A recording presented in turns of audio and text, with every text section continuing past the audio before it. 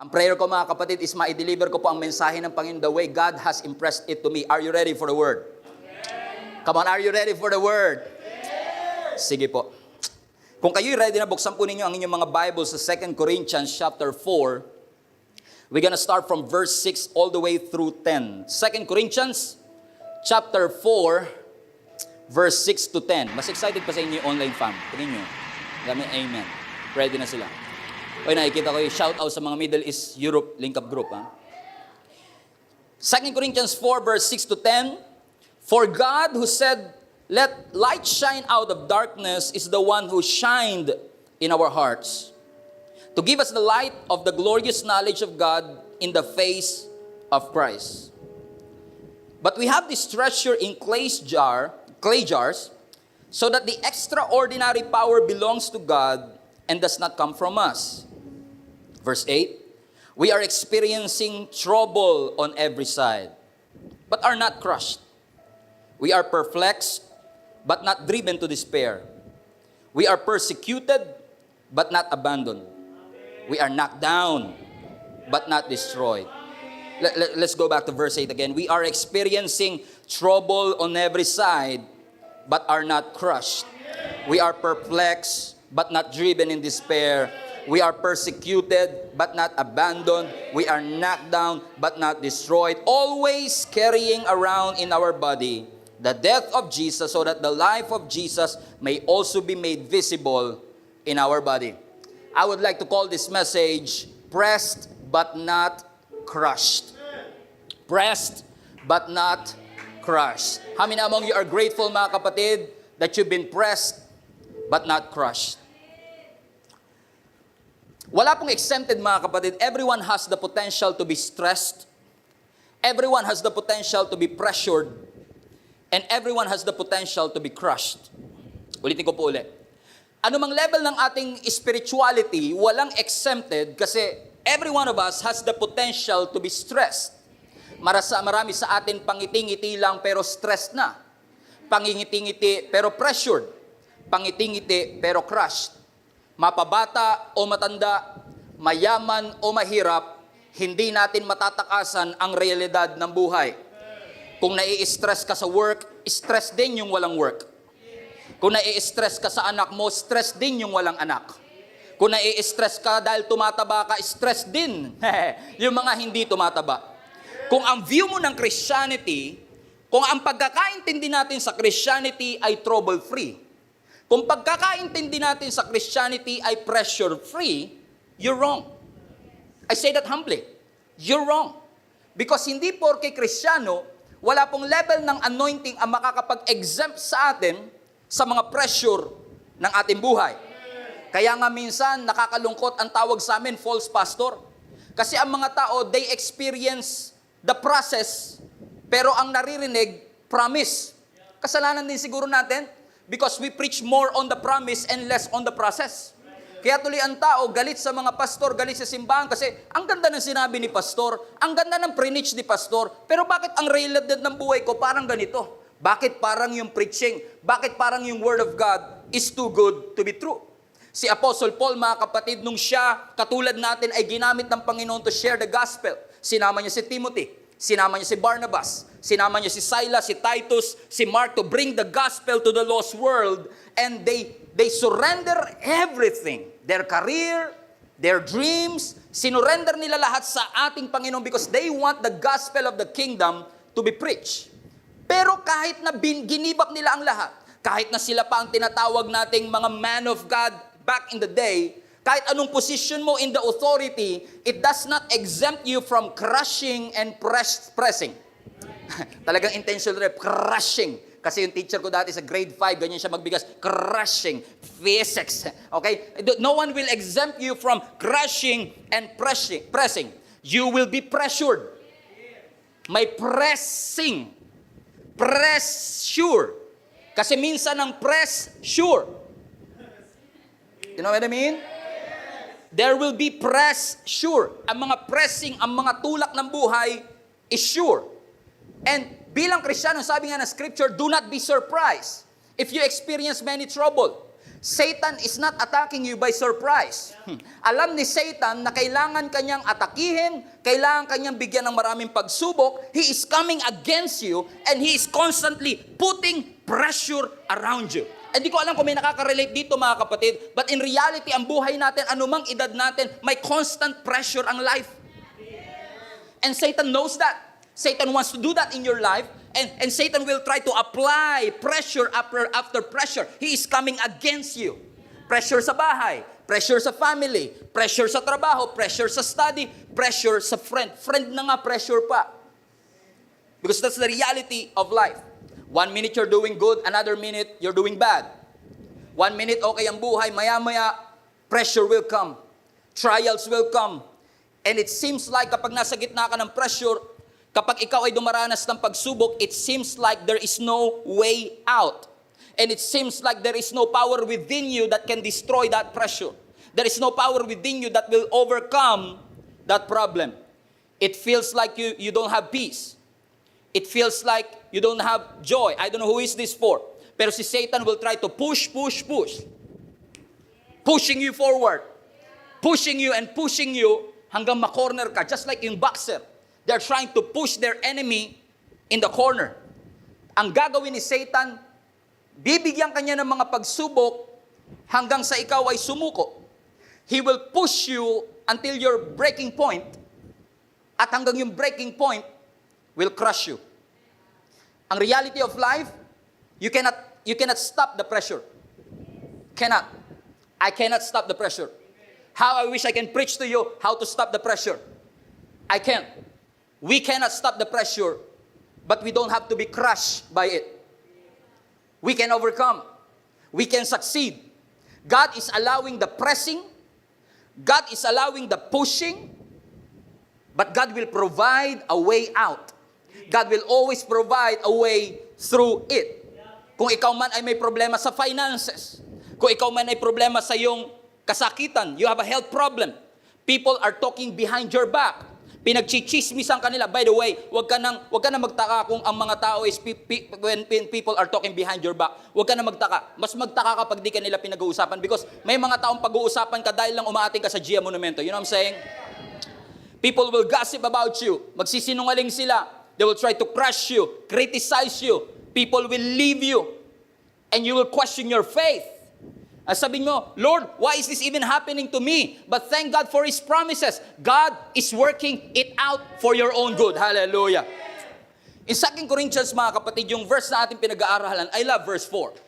2 Corinthians chapter 4, mga kapatid, is a context is, ang simbahan ng Corinth is facing many trials.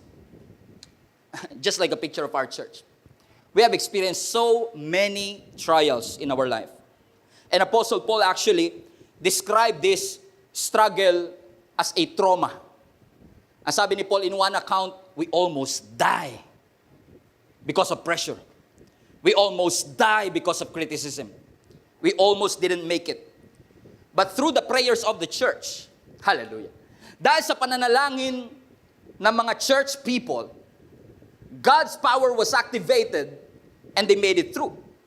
Na-acknowledge nila na ang kanilang sariling kapangyarihan ay limited. Pero ang kapangyarihan ng Diyos, unlimited.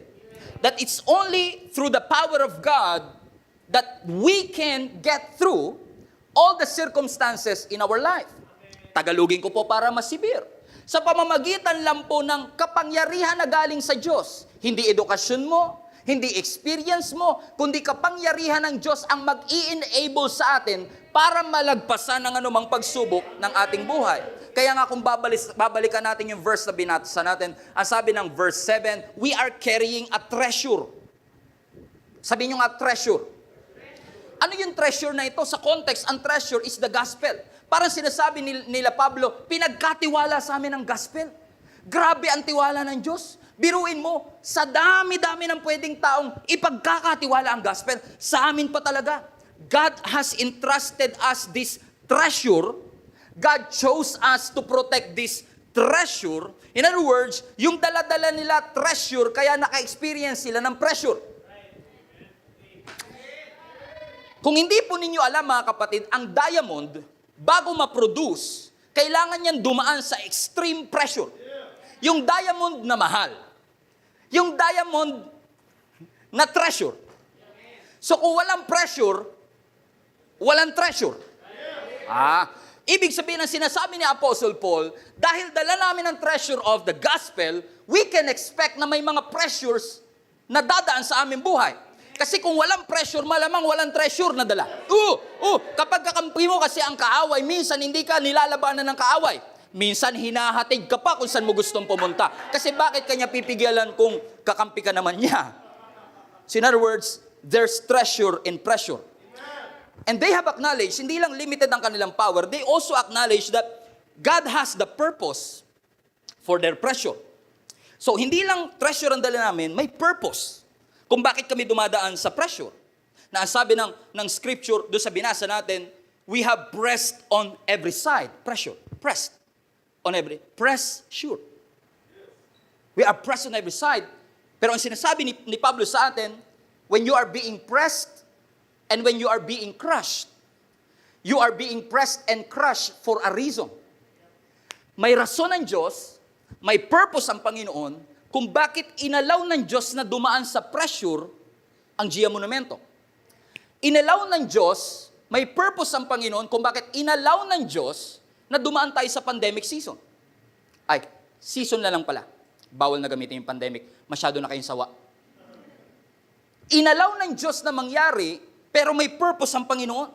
Kaya ang sabi, verse 8, we are experiencing trouble, sabi nyo nga, every side. Sa ibang translation, we are being pressed on every side. In other words, si Paul was under pressure. Now, you have to be reminded. Let's put this in the context. Si Pablo matalino. Okay? He was not pressured dahil kulang siya sa talino. He was intellectual. He was eloquent when he speaks. Wala siyang script. He was eloquent in everything he said. At ang kanyang intellectual knowledge, napakalalim. Malalim ang kanyang pinaguhugutan. In other words, kung talino lang ang pag-uusapan, wala dapat pressure na madadaanan si Pablo. He was respected for his intellectual depth. But still, kahit siya'y matalino, but still, kahit dala-dala niya ang treasure, people was attacking his character. People was trying to malign his messages. People was trying to mock his preaching. In fact, kung babasahin nyo ang Acts, which is karugtong ng 2 Corinthians, alam ko yung 2 Corinthians kasi ay parang karugtong ng 1 Corinthians, but actually sa mas malalim na pag-aaral, I've noticed na yung Acts pala halos karugtong ng 2 Corinthians, so may mali sa naming. But anyway, may mga nangako pa sa Acts, mga kapatid, na sabi ng mga haters ni Paul, hindi kami kakain at iinom hanggat hindi namin siya napapatay. Ganun sila ka-dedicated. Ulitin ko ulit, nangako yung mga haters ni Paul na hindi sila kakain o iinom hanggat hindi nila napapatay si Paul. Can you just imagine the amount of pressure that Paul was going through? Minsan sa atin ang pressure ay yung hindi nilike yung post natin.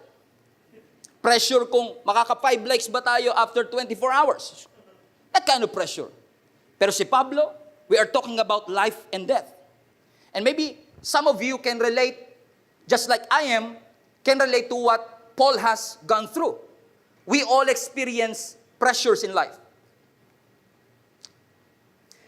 May pressure to get it right. May pressure to do it better. To sing better. To dance better.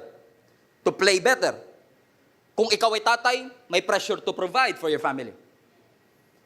Kung ikaw ay manggagawa, there is a pressure to produce. Pressure to perform. Or kung may ginagawa ka naman, pressure to do it better. Pressure to do or to give your best. Pressure to make the right decision. Pressure to have the right kind of attitude. Even kahit successful, may pressure. Akala kasi natin ang pressure galing lagi sa losing. But sometimes pressure comes from success as well. There's certain amount of pressure when you succeed. And I have a good news for you. If you decide to devote yourself in carrying the treasure that God wants to reveal to the world, expect some pressures. Sabihin nyo nga sa katabi mo, expect some pressure. What I'm trying to say, people will start to curse you. People will start to attack you. Gagawa sila ng kwento about you. Haters will continue to hate. Because that's what they do. That's who they are. Pero salamat, there is favor. Hallelujah. There is a blessing. There is an exemption sa mga people of God. Squeezed ka man, pressed ka man, but you are not crushed. Pressed but not crushed. Ang ilaw para bumukas, you have to press it. Kung walang pressure, walang ilaw. Musical instrument, yung piano, hindi tutunog if you don't apply pressure. Ang gitara, alam naman natin to, alam ko may muted sa paggigitara, pero if you don't apply the amount of pressure, which is yung common mistakes ng beginner, you don't apply enough pressure, hindi ito tutunog. Ibig sabihin, to produce the music, you have to apply pressure. So pressure produces music. Pressure is producing something.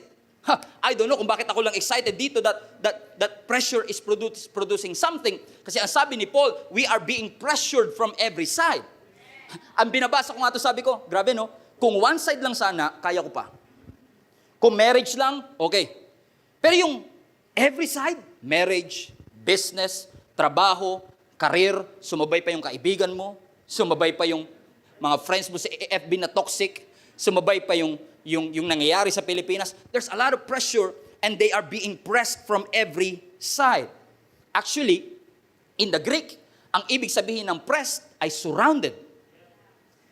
Paul feels like he was surrounded with problems. Parang masyado pang bata yung mga kasama ko dito sa church. Hindi sila nakakaranas ng pressure from all sides. But I've been there. I know some of you have been there. Nakaranas na tayo na parang may pressure saan ka man tumingin. May pressure sa marriage. Gusto mong takasan. But guess what? Pagtingin mo sa karir mo, pressure na naman. Pagtingin mo sa finances, mas pressure. yung pera kasi may kakaibang pressure na naibibigay kapag wala ka nito. And then I remember what Jesus went through. In Luke 22, we found Jesus in the Garden of Gethsemane. And sabi ng mga Bible scholars, Jesus sweat like drops of blood because of pressure. Just by the thought of what Jesus is about to get through. Yung iniisip niya pa lang that people will hit me. That this Roman soldier is about to humiliate me. He sweat like blood. And I don't know, hindi ko alam kung alam nyo na to, pero ang ibig sabihin ng Gethsemane is oil press. Oil press. Sa Gethsemane kasi, may tumutubong olive tree.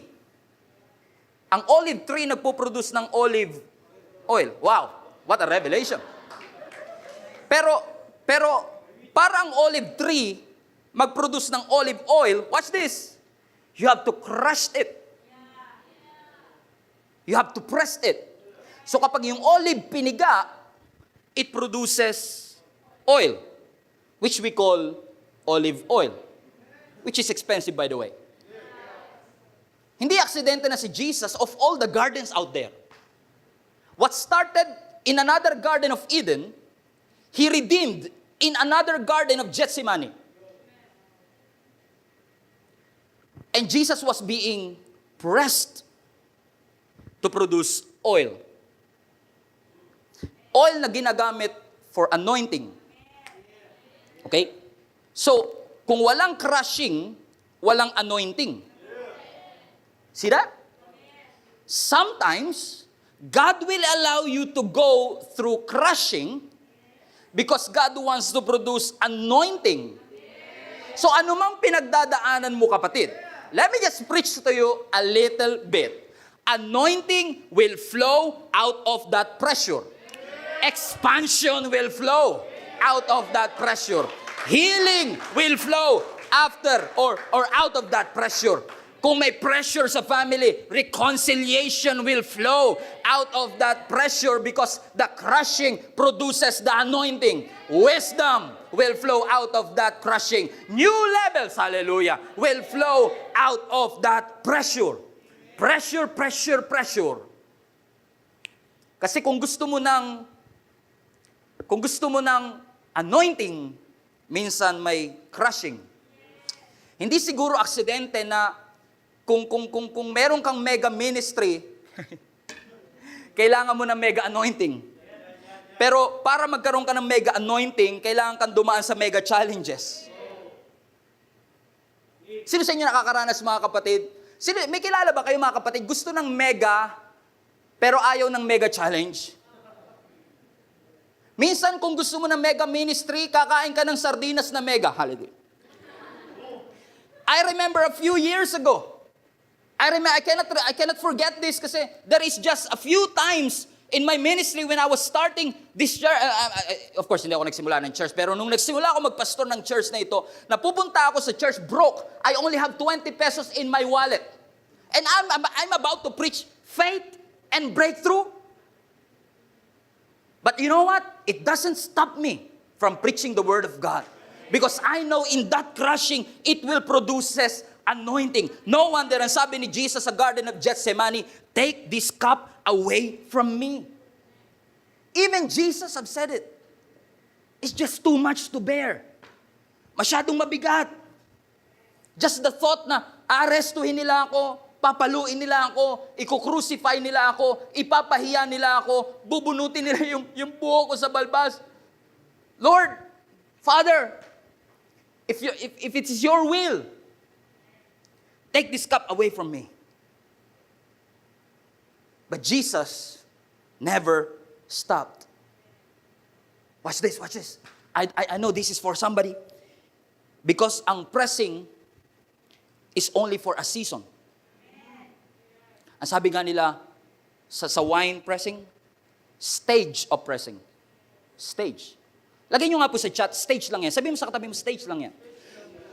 I don't know if this is a good news, pero I'm preaching to somebody na anumang pinagdadaanan natin is just a stage of life. Nasaan ako nakatayo ngayon? Stage. Sa stage, hindi ako dito natutulog. Oh! Hindi ako dito kumakain. Hindi ako dito nakatira. Hindi ako dito nagbabayad ng renta. It's only for a moment, pero bababa rin ako mamaya. Hallelujah! Alam niyo, mga kapatid, no wonder tinawag na stage of life kasi hindi ka dapat dyan tumambay, hindi ka dapat dyan matulog, hindi ka dapat dyan kumain because it's just a stage of life. Kung may mga pressing man, kung may mga crushing man sa ating season, it's not your destination. The enemy will seek to afflict you, to hunt you, to destroy your life. Ang sabi ng scripture, the thief comes to steal, kill, and destroy. But it's just a stage of life. Bakit? May pangako ang Panginoon. Greater is He. Matindi man ang problema, the problem is great, but my God is greater. Greater is He that is in me than he that is in the world. I'm surrounded. Ang sabi ni Pablo, I'm surrounded. I don't know what to do. Hindi ko alam kung saan ako haharap. Hindi ako boksingero, pero ang alam natin sa boxing, kapag nako-corner, you are in trouble. Because you can't seem to find a way out. Naranasan nyo na ba yun, mga kapatid, that you've been surrounded? Actually, sa mas malalim, hunted. Sa mas malalim na Greek, hunted. Parang hinahabol ka ng pagsubok. It comes out of nowhere. Emergency. Nawalan ka ng mahal sa buhay during this pandemic. 15 years ka na sa kumpanya, kung sino pa yung 2 years pa lang, yun yung hindi tinanggal. Tapos ikaw na 15 years, ikaw pag naniligaw may bulaklak, tapos siya pa text-text lang, siya pa sinagot. What's wrong with you? Because it seems like we are hit sa lugar na hindi natin ina-expect. Kung sabi nga ni Mike Tyson, everyone has a plan until you punch them in the mouth. Kapag nasuntok ka, na matataranta ka because you feel like you are in trouble. Pressed from every direction. Mga kapatid, I have a good news for you. Another one? How many among you wants good news?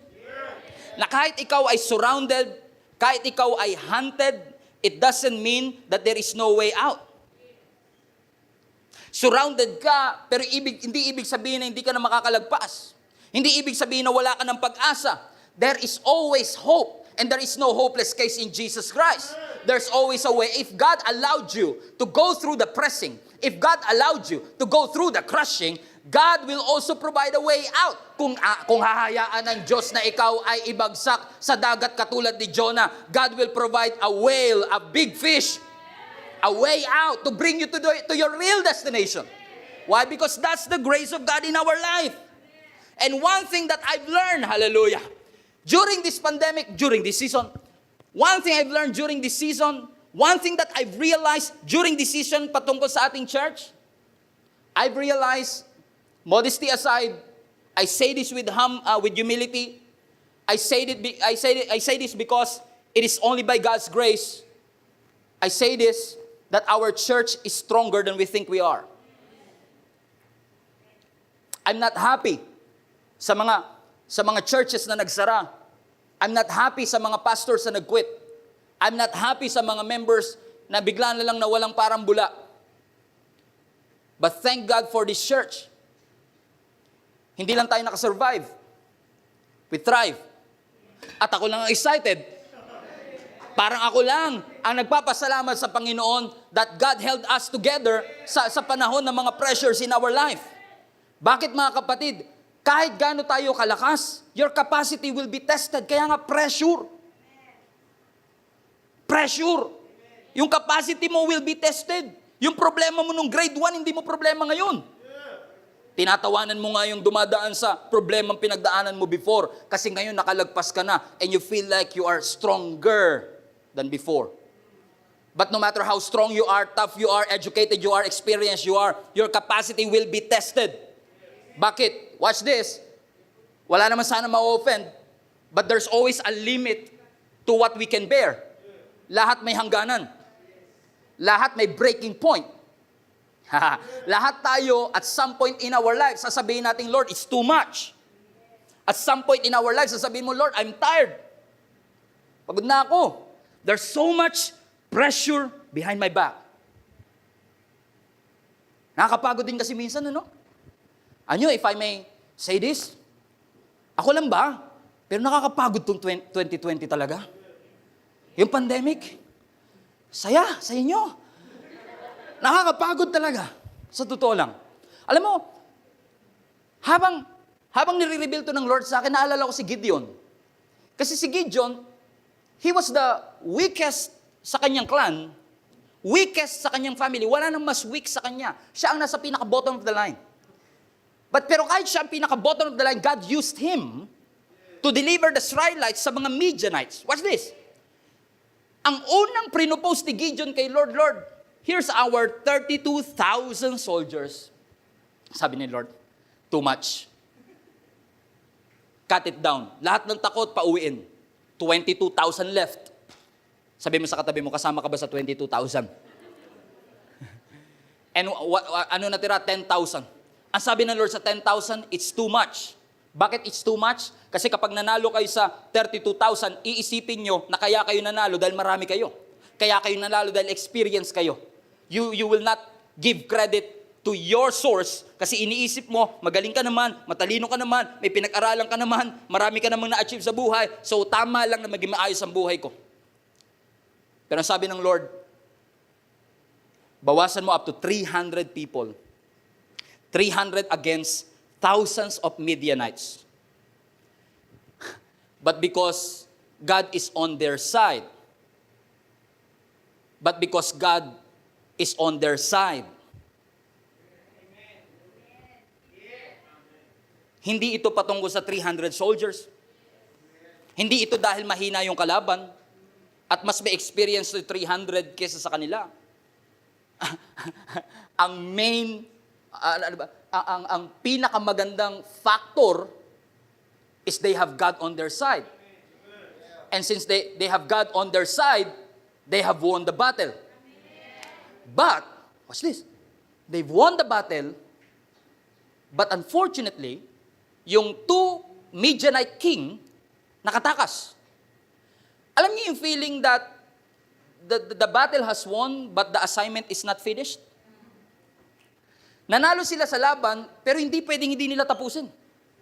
Kaya sabi ng scripture, hinanting nila itong 2 Midianites, Judges 7, hanggang Judges 8, hinabol nila itong 2 Midianites, hanggang naka-reach sila sa border ng Jordan River, And guess what happened? Pagdating nila sa border ng Jordan River, they were tired. Ang sabi ng scripture sa Judges 8, Gideon then crossed the Jordan River with his 300 men. Watch this. Exhausted.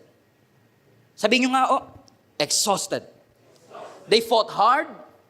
They pursued the enemy. But now they are tired. They were tired. They were exhausted. The battle was won, but the assignment is not finished. Hindi namin pupwede na umabot kami sa 28 years, pero hanggang dito na lang kami. Yes, the battle has won. We made it through the year, but it doesn't mean na ang assignment ng Lord ay tapos na. May pinapagawa pa ang ating Panginoon. And when they get through the border, Gideon was exhausted, Gideon was tired, Gideon was worn out. Nararanasan nyo ba sa buhay nyo, mga kapatid, that sometimes you made it, but you made it tired?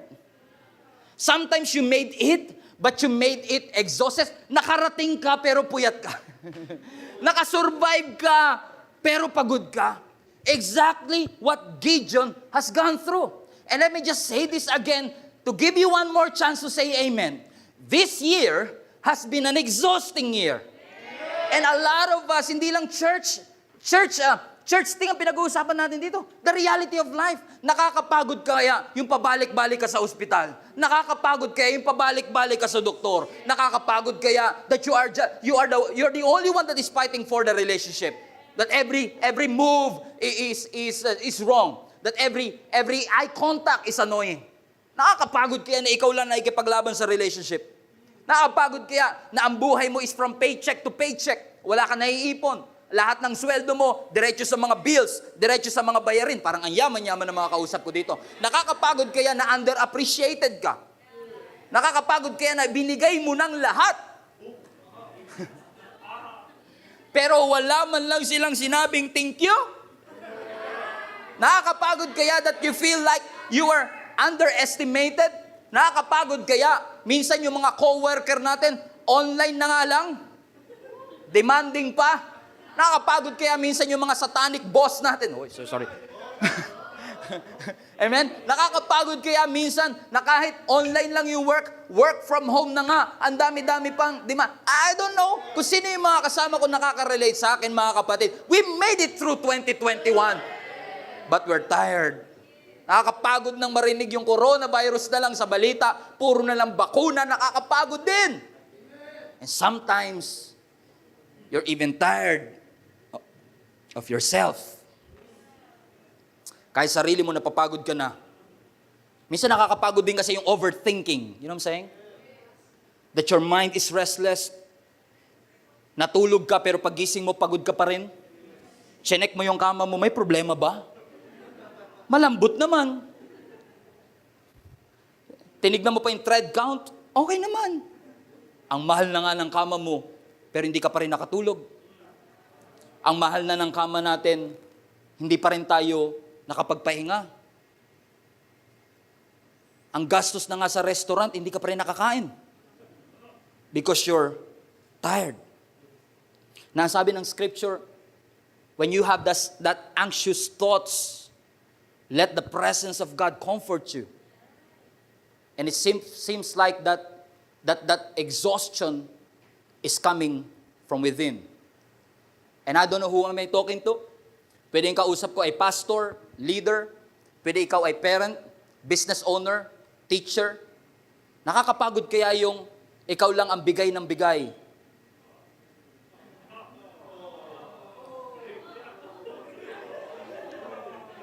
Tignan mo yung katabi mo. Amen. Binigay ko ng lahat. And sometimes you're tired because you don't receive anything back. I give them something, they did not reciprocate. Minahal ko sila, hindi nila ako minahal.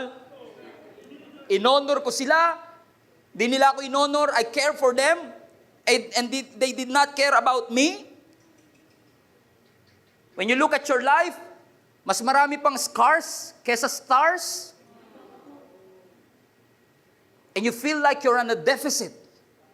Wala kang mabigay kasi ikaw mismo, katulad ni Gideon, Ang layo na ng travel namin. We're exhausted. Most of the time, exhausted ka because you're trying to live your life pleasing other people. Sometimes you have to remove some people love them, but sometimes you have to remove some people in your life because some people are poisonous to your destiny.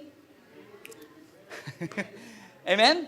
Kaya minsan na nagiging source ng kapaguran is their expectation. But watch this again. Judges chapter 18 again. Let's go back to that verse again, please. Judges 8. Gideon crossed the Jordan River with his 300 men. Watch this. And though exhausted, they continued to chase the enemy. What God is trying to say to you is this. You may feel like tired, exhausted, you feel like giving up. But just like Gideon and his 300 army, obviously sleepless, obviously hungry, exhausted, but they press on. They move forward. They walk forward. Hindi sila nagpatalo sa kanilang kapaguran. Kasi ang solusyon ng pagod, pahinga, hindi quitting. And sometimes you just need to rest in order for you to get through it. And just like Paul, let's go back to them. Baka nakalimutan nyo na. Paul was pressed on the other side. Struck down but not destroyed. Down but not out. Bumagsak sa first round pero hindi ibig sabihin tapos na ang laban.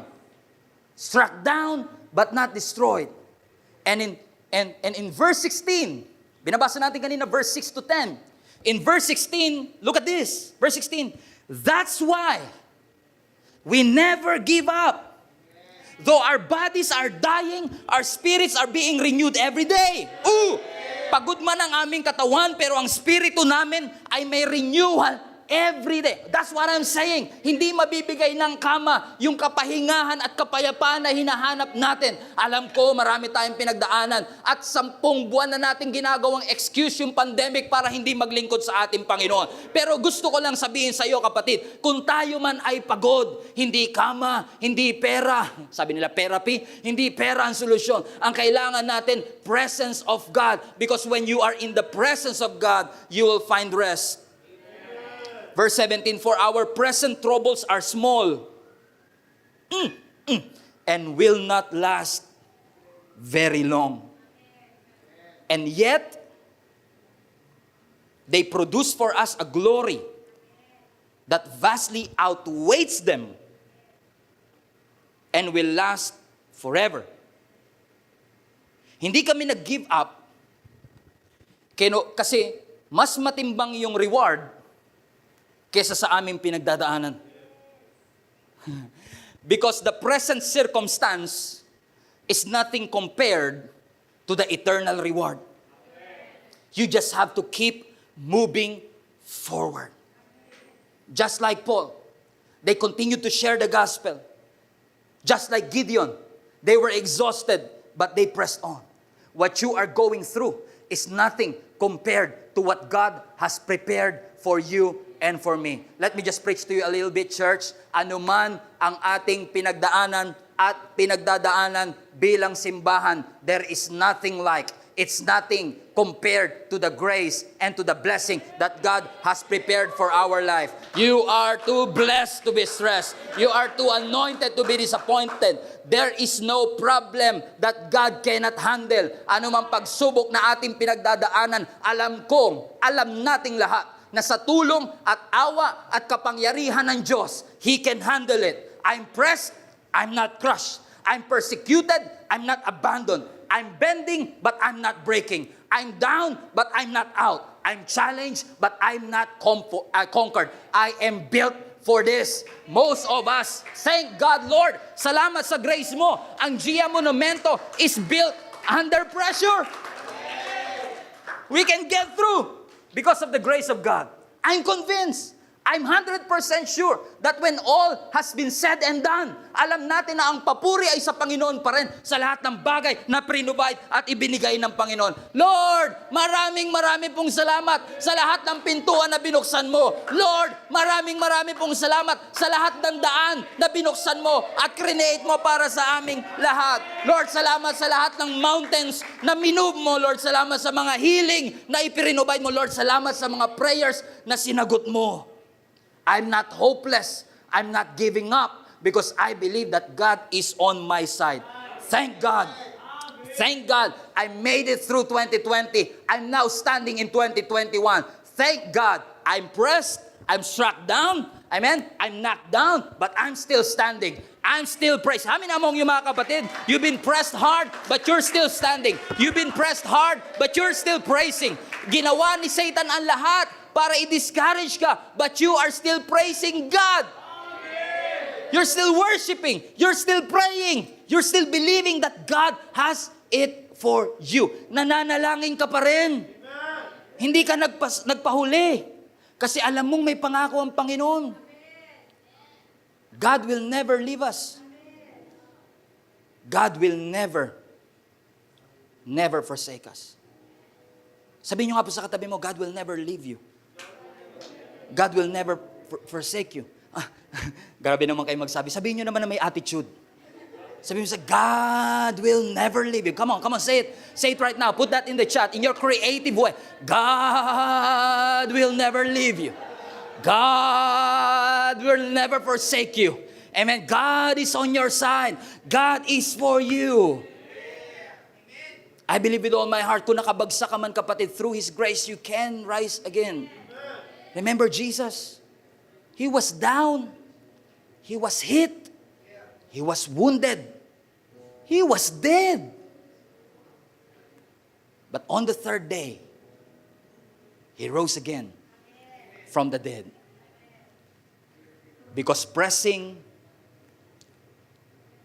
knocked down, that's not our destination. Get up. Rise up. It has been difficult. It has been tough. I don't mean to judge, but some of you, sa loob ng pandemic season, pangalawang beses mo palang itong nanood ng service. I'm not judging anybody. But I believe you are on a divine assignment right now. God wants to remind you. Nakalimutan natin siya, pero hindi tayo kinalimutan ever ng Panginoon. Nagkulang tayo sa Diyos, pero hindi nagkukulang ang ating Panginoon sa bawat isa sa atin. Lord, salamat sa lahat ng mga pagpapalang ikaw lamang ang nagbigay. Kung hindi po dahil sa iyo, kung hindi po dahil sa grace mo, if it had not been for your grace, we cannot do anything.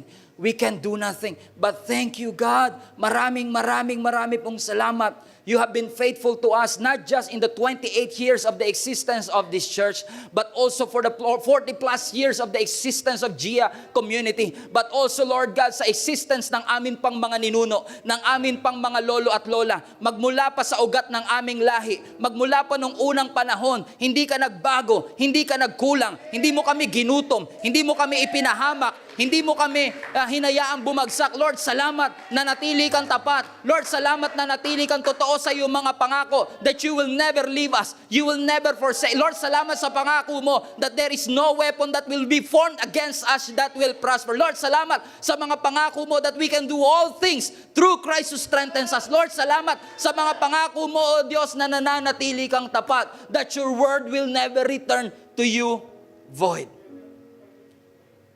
I don't know who is this for, but wherever you are, just worship the Lord right now. Give Him praise for all that He has done.